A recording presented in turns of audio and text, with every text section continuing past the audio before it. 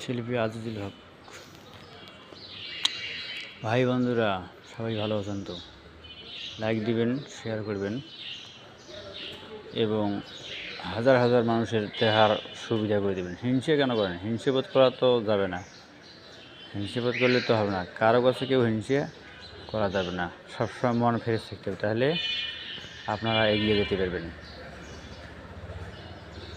কখনো কারোর জন্য হিংসে করা যাবে না।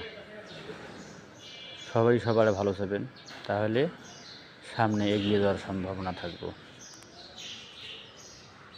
শিল্পী মোহাম্মদ আজিজুল হক।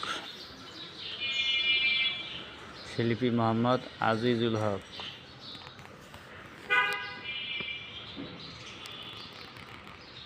শিল্পী মোহাম্মদ আজিজুল হক।